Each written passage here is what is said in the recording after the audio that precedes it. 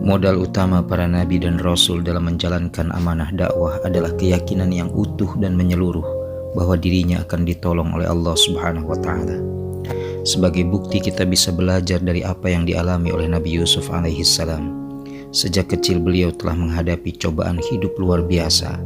Beliau didengki oleh saudaranya sendiri, bahkan dibuang ke dalam sumur hingga akhirnya dijual ke Mesir, difitnah hingga dipenjara. Jika mau didata, Nabi Yusuf tidak pernah mengalami masa hidup kecuali selalu dalam kesulitan demi kesulitan. Namun Nabi Yusuf memiliki satu keyakinan bahwa Allah pasti menolongnya.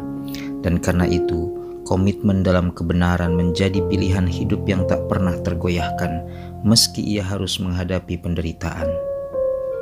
Allah Subhanahu wa Ta'ala berfirman, Yusuf berkata, "Wahai Tuhanku, penjara lebih aku sukai daripada memenuhi ajakan mereka kepadaku." Ibnu Katsir menjelaskan, Nabi Yusuf lebih memilih di penjara daripada melakukan perbuatan keji. Pilihan itu tidak mungkin terucap kecuali oleh jiwa yang seutuhnya yakin dengan pertolongan Allah. Ungkapan lain yang penuh keberanian dalam hal keyakinan akan pertolongan Allah ini disampaikan oleh Nabi Nuh alaihissalam kepada kaumnya. Dan bacakanlah kepada mereka berita penting tentang Nuh di waktu dia berkata kepada kaumnya, "Hai kaumku, jika terasa berat bagimu tinggal bersamaku dan peringatanku kepadamu dengan ayat-ayat Allah, maka kepada Allah lah aku bertawakal.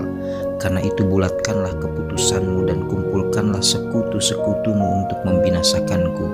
Kemudian janganlah keputusanmu itu dirahasiakan, lalu lakukanlah terhadap diriku, dan janganlah kamu memberi tangguh kepadaku."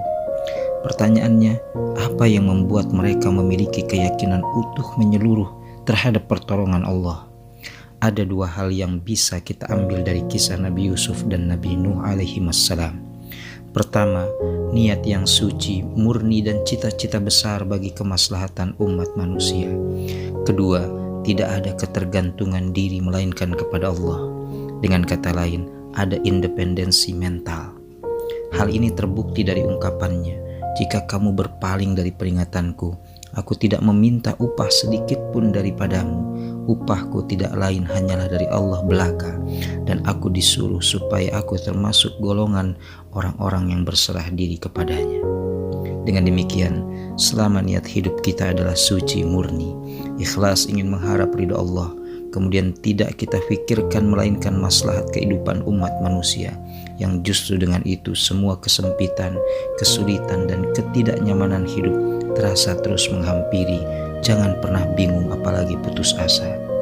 Maju terus dan kobarkan semangat independensi mental dalam diri atas dasar iman. Insya Allah akan tiba pertolongannya. Dan bagaimana keyakinan akan pertolongannya akan Allah abaikan, sementara terhadap prasangka baik saja Allah langsung jawab, "Aku," kata Allah, "sesuai dengan persangkaan hamba kepadaku."